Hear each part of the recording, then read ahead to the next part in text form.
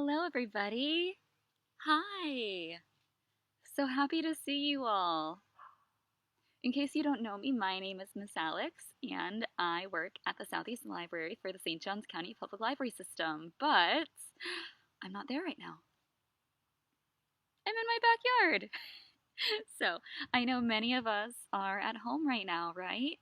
That's why we're recording a lot of classes for you all to do at home.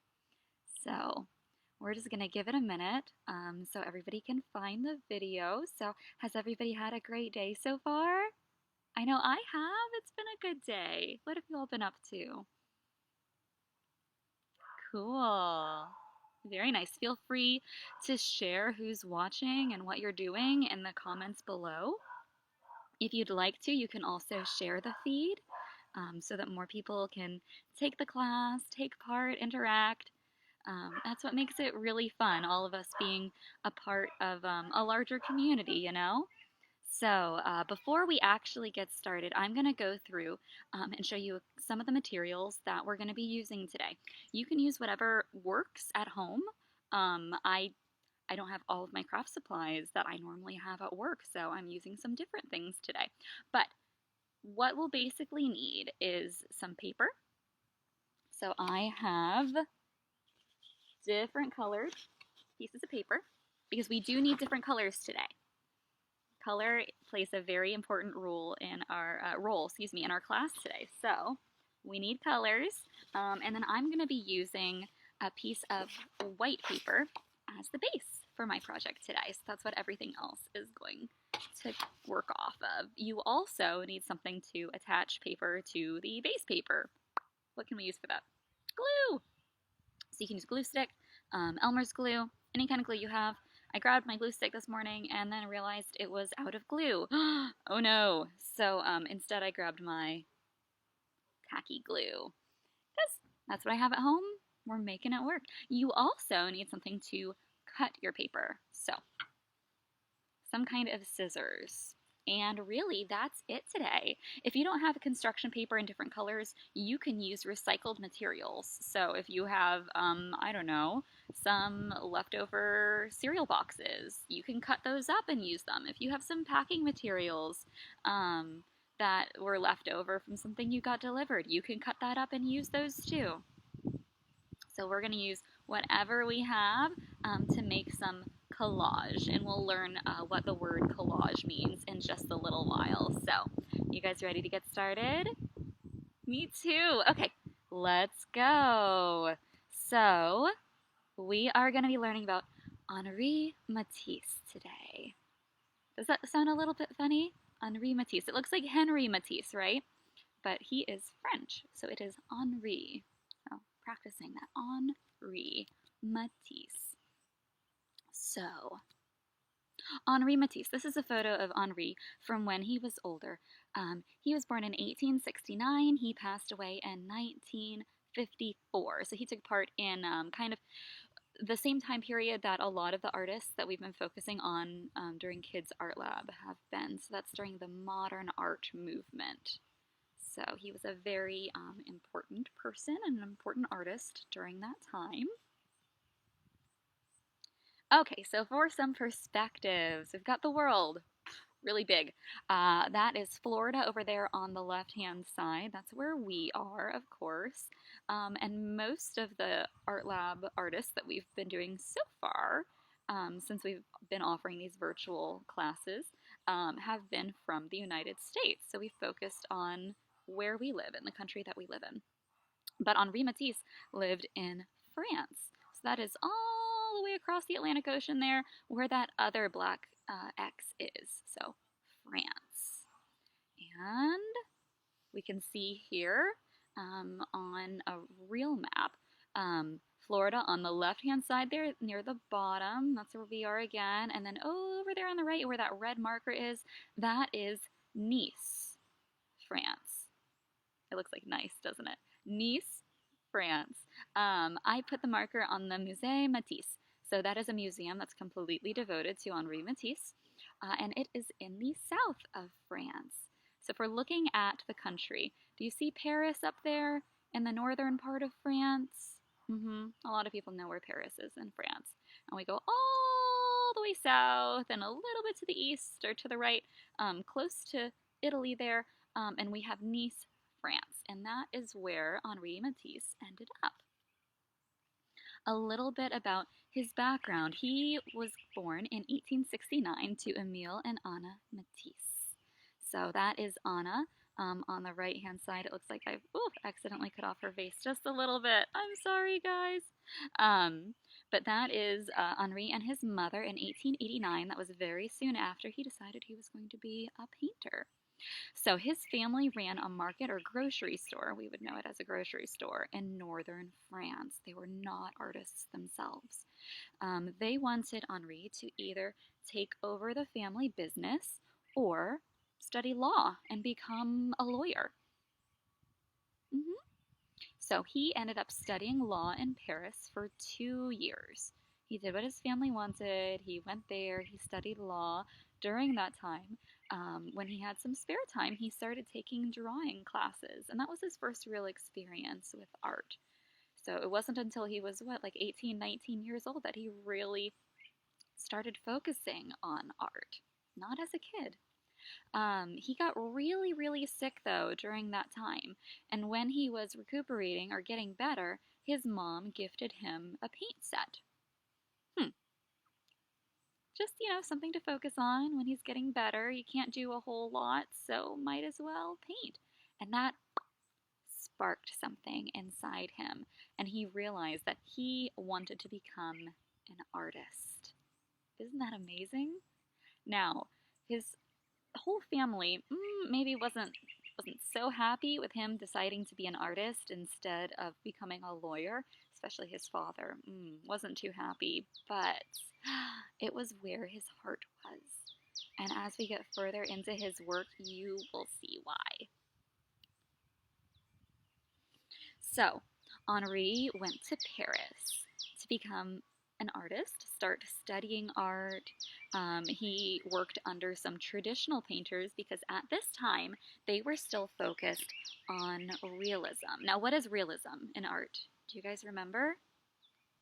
Yeah, it's when we create art that looks real. So if I were painting, a self-portrait, a picture of myself, I would paint myself as I see myself. Paint my face, brown hair, brown eyes, hat, striped dress.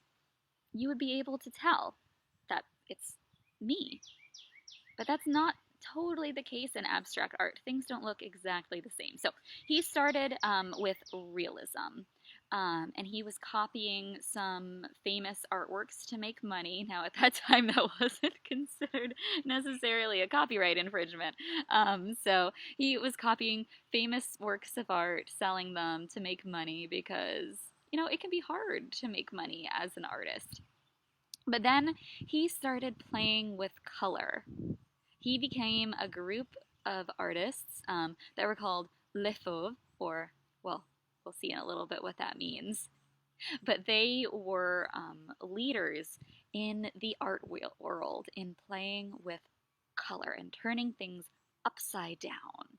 So he went on to not only paint, he sketched, he sculpted, he designed things for interiors, so interior design, he illustrated for books, and finally, near the end of his life, he went into collage.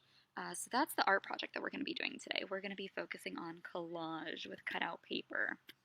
So we'll see in just a little while. And this was Henri in front of his work in 1911. So he's still rather young in that picture. Okay, so what is collage? Have you guys done collage before?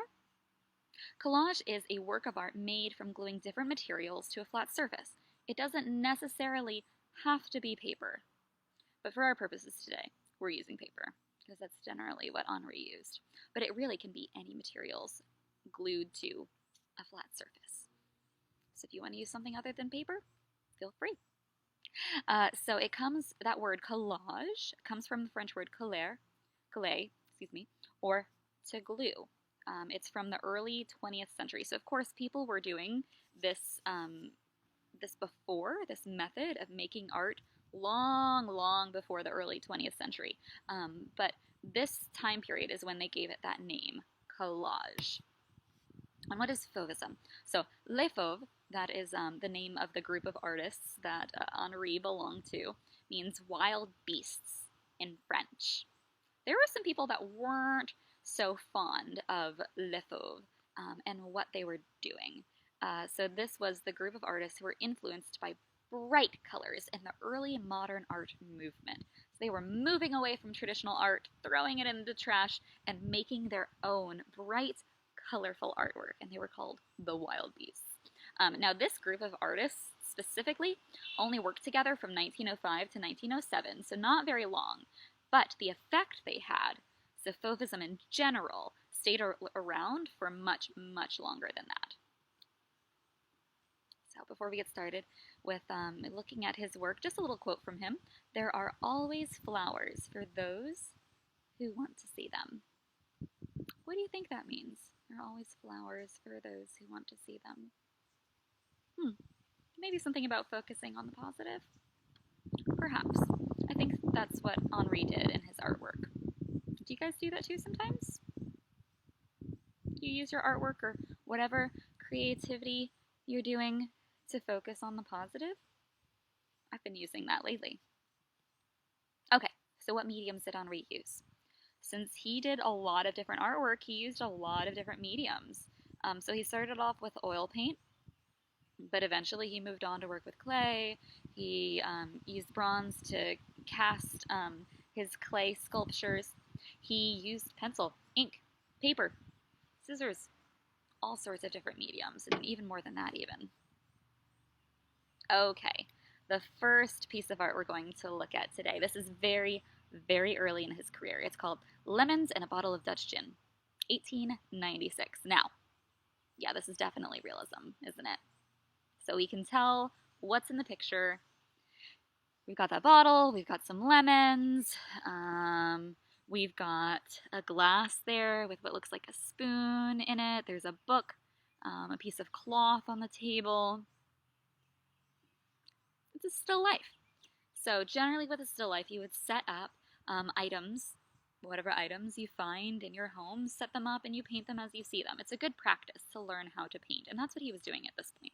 He was only 27 years old, and he was still working on learning his style. He was still studying with those traditional painters who were focused on realism and traditional art. He hadn't yet found his own style. So while we can appreciate the technique that goes into this painting and the colors and the shading, it doesn't speak to me like an Henri Matisse painting because, well, you'll see. Bam! Ta-da! Woman with a Hat, 1905. This is considered kind of Henri's breakout painting. So he took what is normally a very traditional portrait of a woman in a fancy hat, dressed up in very nice clothing, and turned it upside down. He used bright colors to change everything, because that's not what she looks like really, right? If you see somebody out on the street, they're not normally, dressed up like this, but they normally have all of these colors? No. And this was considered completely shocking for the time period. Shocking. Can you believe it? Some people called it a smear of color across the page. I think maybe a nasty smear of color is the quote I'm remembering. I think it's lovely. It's so cool, isn't it? It's so different. I love the different colors that are kind of like faded in the background there behind her, and how they just bring the focus right to her face as she's kind of looking over her shoulder. This is actually a portrait of his wife, Amélie. So, it was, at this point, Henri was not famous. Not yet. But this painting was bought by a famous writer, so Gertrude Stein bought this painting. And the fact that she bought this painting brought him his own fame and gave him some really important notice by the art world. So, if you'll notice, this was painted in 1905, the same time period that Fauvism kind of jump-started. So, this was where he really found his footing as an artist and embraced those bright colors. So exciting. All right, we jump ahead to 1915/1916. He took his time doing this painting. It's again oil on canvas, but we'll notice the style is really different, isn't it, from that last one? It doesn't really have any remnants of traditional art in it, does it? It's very abstract. I see some hints of cubism as well, because we've got those strong lines, those geometric shapes. He took a trip to Morocco and was inspired by what he saw there, and he took 3 different views and put them into one painting. Can you see them? We've got the man's back. He's wearing a turban. There's a building on the right-hand side there. And on the left, there are 2 different views. On the top, there's a balcony. I see a tree and a building. And then the bottom left, there's some sort of vegetable patch, I think.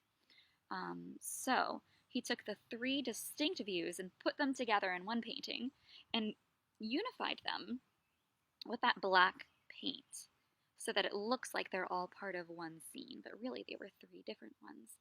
He took a while to create this painting, to complete it, because he kept removing the extra items. He wanted to put the focus on these 3 simple views and really have those speak. So, is this a painting? No, it's not. It's a sculpture by Henri. So we're jumping ahead 15 years to 1930. This is Tiare with Necklace. So it is a bronze sculpture. Bronze sculptures take a lot of work. So you first have to create the base of whatever the sculpture is. So you can use clay. For that, they take the clay, they put wax over it, they create a mold, and then, steps and steps and steps, they pour the bronze into it, it hardens. It's a whole process that I learned about, actually. So this took a long time to complete. For this one, he was inspired by a tropical flower that he saw on a visit to Tahiti. So it seems like Henri was really inspired by his traveling. What about you? Does that happen? Are you inspired by things that you go out and you see? Me too. So with this sculpture, he added a fine chain necklace for added curve. So yeah, that necklace that she's wearing, not bronze, not something that he sculpted, really a necklace. So this sculpture shows his organic simplicity. So think back to a lot of traditional sculptures that you've seen. They're not necessarily very smooth and curvy like this one is, are they? Can you tell what it is? Does it look like a woman's face? With a big hairdo or a hat or flowers. And she's got that necklace on. Yeah, it's really smooth. It's beautiful, isn't it? And it does remind me very much of a flower just on its own. Now this painting looks pretty big, but it's really only about 8 inches tall. It's very small. He did a whole series of statues or sculptures like this one. So if you're interested, you can go and look at some of those. Okay, now this isn't a painting, this isn't a sculpture. We're moving ahead to 1944, and this is an illustration from a book. The title of this page is Sleep Sleeper with the Long Eyelashes. It's beautiful, isn't it? You see again a lot of those curves. The whole illustration actually is curves, isn't it? I don't see any straight lines at all, but it's just black and white. Black background, white lines and curves. It's beautiful, isn't it? So this was created during World War II. He was often sick in bed during this time, so he didn't create a lot of big works of art at this time. He went into illustration for books. So I'm going to show you a piece from one of his own books that he did as well. So there are a lot of smaller scale projects from this time period. Okay. Man, so when you say Henri Matisse, this kind of style is what a lot of people think of. So this one is called Horse, Rider, and Clown from 1947. He didn't just use normal paper for this.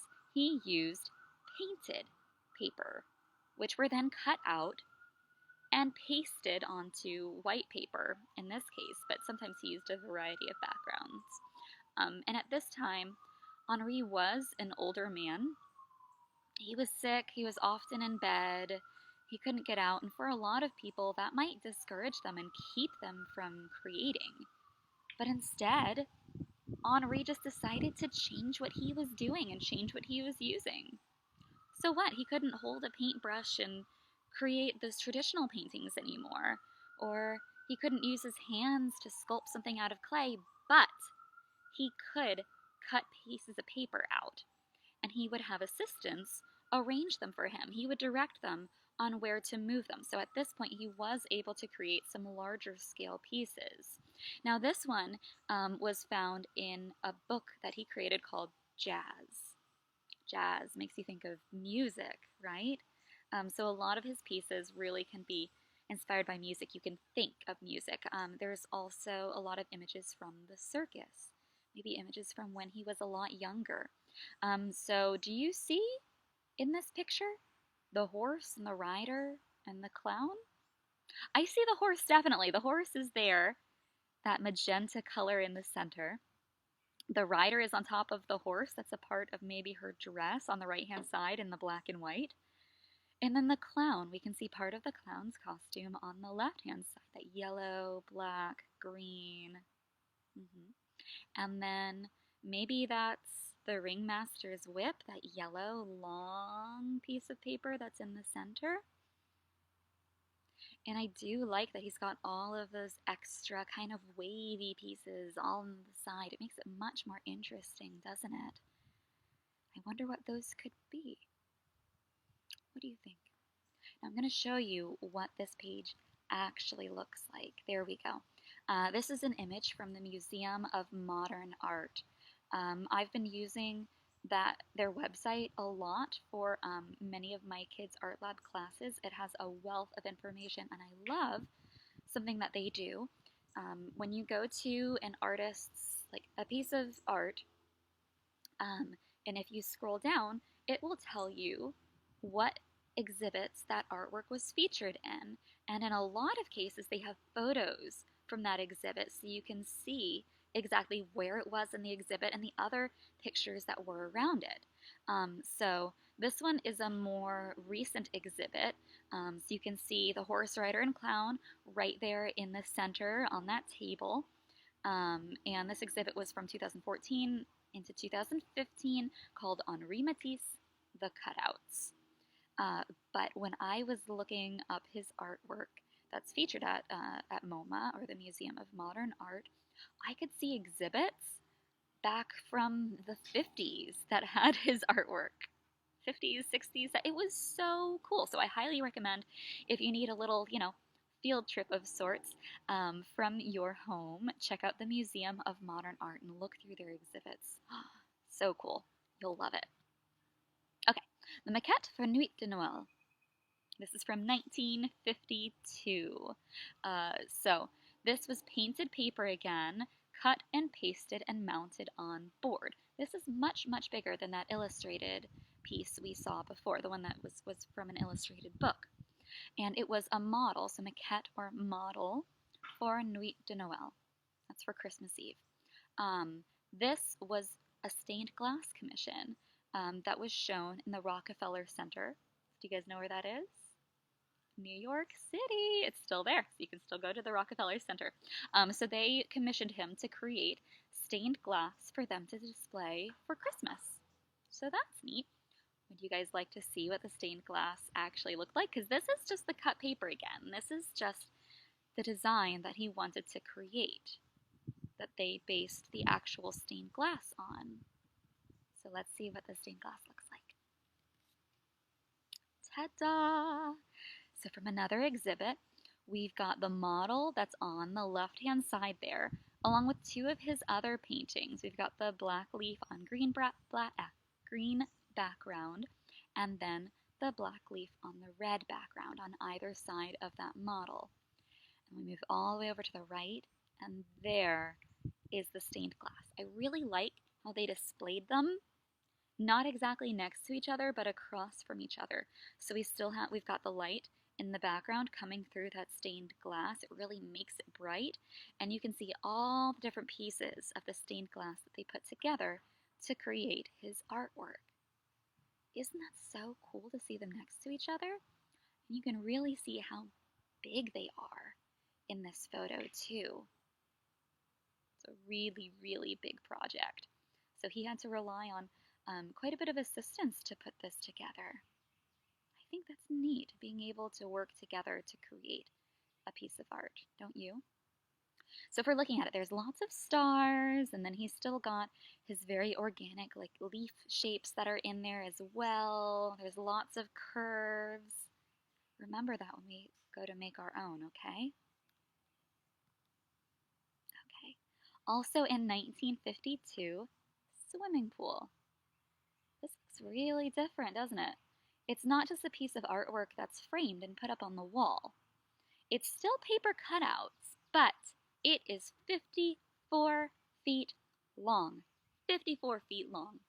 So this was definitely his largest cutout that he did. And Henri was very close to the end of his life when he created this. He couldn't get out and about very well, and he really missed going to the sea, going swimming. So he decided to create this to surround himself with water and with people in the water. So it covered the walls in his dining room. So now it's been taken, it's been put up in the Museum of Modern Art, and they put it up like this in a room so you can really get the effect of what Henri created. So we're going to see it all laid out now. There we go. So we have this starfish you see there in the center. And then if I'm just, doing a really quick glance at this, I don't necessarily see any specific shapes past the stars, do you? Let's take a closer look. Let's see. Oh, yeah. I can see people swimming. I can see water splashing. There's some people I can see from the top, some from the bottom. The side, oh. There's a lot more if you start to look closer. And some of them are cut out of blue, but for some of them, it's the space inside the blue that's left. So if you see on the left-hand side, that splash of water, the blue, that's over top of that white line, I see somebody's shape inside that blue. So he used not only the blue itself, but the negative space inside the blue to bring out those different shapes and forms. I think that's so interesting, don't you? So this is, imagine, 54 feet long. Okay, for more information, one of the databases that I've been continuing to mention in these classes is Kids Infobits. You can get a free library card with us and have access to this database. It is great for any kind of research for elementary or middle school aged children. And you can type in not just information on people, but all sorts of information. I went to Kids Infobits and typed in Henri Matisse. It came up with several different biographies that I could read through, as well as photos of him, some of his artwork, articles from magazines, all of those available there. So if you guys have a project or you just want to learn more from a good, reliable source about a particular topic, please feel free to use Kids Infobits. Have any of you used it before? Have you checked it out maybe after one of the past Kids Art Labs? If you have, please mention it in the comments below. We'd love to see how you've been using it. Okay, we are going to make some art. Are you ready, guys? We're going to do some colorful collage using paper and scissors to create beautiful cut paper art. It's going to be fun. So thank you for watching the presentation, and we're gonna go ahead and switch over. Da, da, da. Awesome. So we can make some art. So like I said, I am gonna be using the white paper as my base, but we need to get some shapes going. So I'm gonna focus on using my colors for those wavy organic shapes, but I'm gonna use black to make it pop. So I'm going to fold my paper so I can cut out some of the same shapes at the same time. Watch this. If you have more time, or if you want to do it more like Henri did, you can take some either tissue paper or like thin white paper and paint it and let it dry, and then use that to cut out. It'll give it some more interesting texture and different shades and colors. I think that would be cool. So I'm going to go ahead and I'm going to cut out, I think, some rectangles to use on my white paper to really allow the colorful curvy shapes to pop. So I folded my paper up and I'm now cutting it so that I get about, about the same size and shape. They're not all going to be exactly the same, but that's okay. Here we go. Trim off this side, make it a little bit smaller. I want it to be a little bit angled, but not curvy. This is going to be a good contrast to the white and to the colors. Now, what is contrast? You guys know what that is?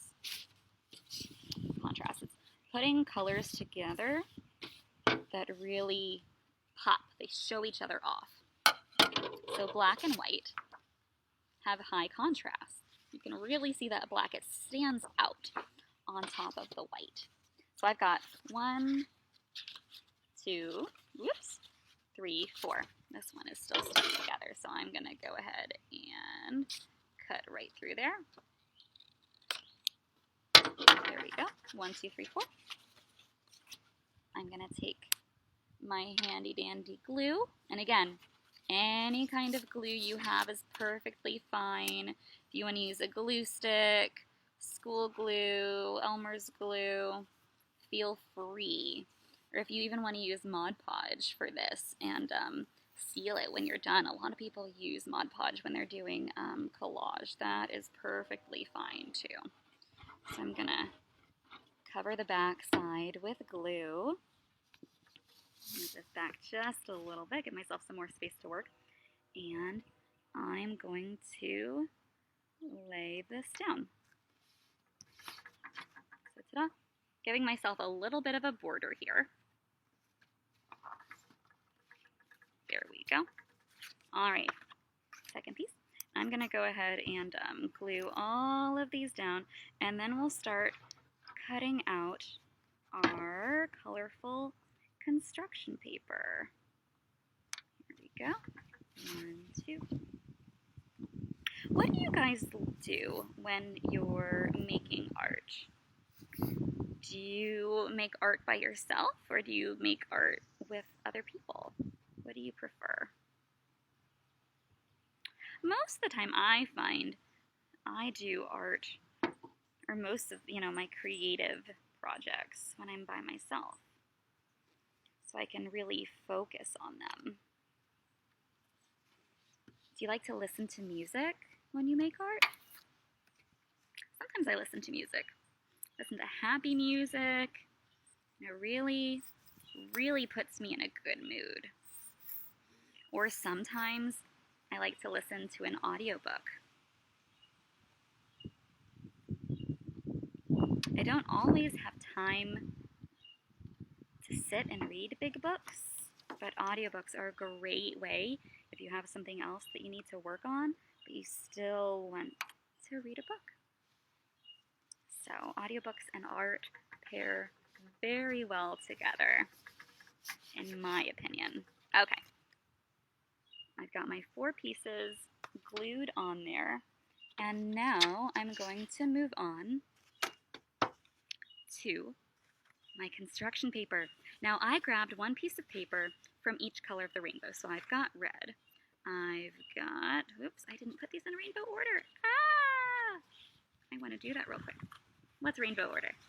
Red, orange, yellow, and then we have green, blue, and then indigo or violet. Roy, G, Viv. I'm going to layer them all together. And then again, I'm going to cut through all the different pieces at once. So this means that they're generally going to have the same sort of shape, but they might be a little bit different because as my scissors move through, sometimes the paper moves around a little bit. So I'm going to go ahead and start cutting. Now I'm not sketching this out beforehand. You certainly can, but I want this to be really kind of organic and natural. So I'm not gonna sketch it out. I'm gonna embrace a lot of curves that Henri did in his artwork, and so it really stands out against the stark, kind of straight lines of the black and the white that I've got on my paper right now. So let's see.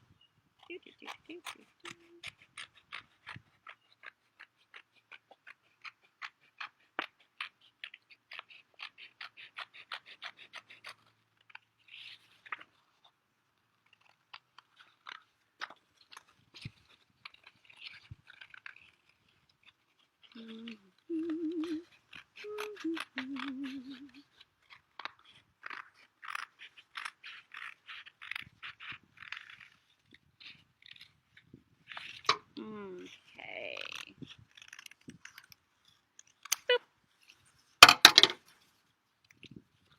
I will save the rest of that paper for some other projects. Now, I just ended up with this shape. And I'm going to go ahead and glue them now on my paper. You can layer your papers together if you want, or you can lay them out all separately. That part is completely up to you. And I do suggest that you lay them out without gluing them down initially. Lay them out, move them around, see what speaks to you and what you're happy with as you're doing that, okay? But in the interest of time, I am going to go ahead and just glue all of mine down right away. I'm starting with my red. And surprise, I'm going to move on in rainbow order because that's what I'm feeling right now. I'm feeling happiness and rainbows. So we're going to have that in my artwork. Let's see. Cool. 1, 2, 3. Now, what kind of music do you all like to listen to when you're making art? Anything in particular? Do you have a favorite song that you like to listen to when you're making art? If you do, please leave it in the comments. I want to know what you're listening to when you're creating. Or just what's your favorite kind of art right now? I really think that music is a form of art, and music and creating art like this really go hand in hand. What do you think? Here we go. I've got 3 down so far. I'm going to move on to my green next and glue that down. Oh no, am I running out of glue? Oh, no, it's okay. Just gonna keep it. If you're having trouble getting your glue to come out, you can leave it upside down. Here we go. 1. And it'll make it easier.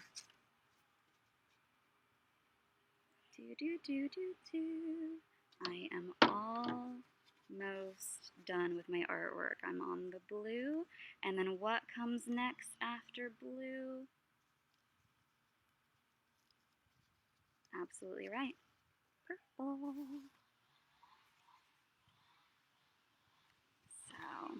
Nearly done.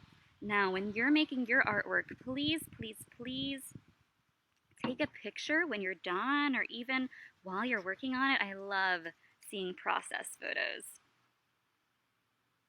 And leave them in the comments if you can. We love seeing what you're working on when you're at home. I certainly do. I miss you guys. I miss being able to see what you're creating when you come to the library and do these classes. We have such a good time together. Okay. Would you like to see my finished collage?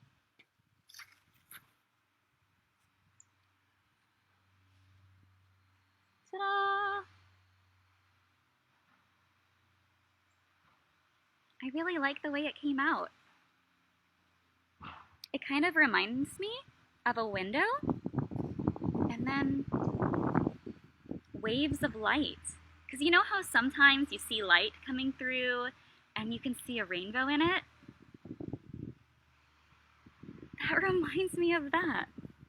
It was completely unintentional. It just happened. Huh. Isn't that neat? How you can create art and you don't have a specific purpose for it, but then it just kind of happens? Okay, so guys, please create at home. Go ahead and post photos of what you've done. Tag the library or post them in the comments. Send a message to the library with your pictures. We would love to see what you're doing while you're at home, okay? All right. I miss you guys. I can't wait to see you again soon in the library, okay? Bye!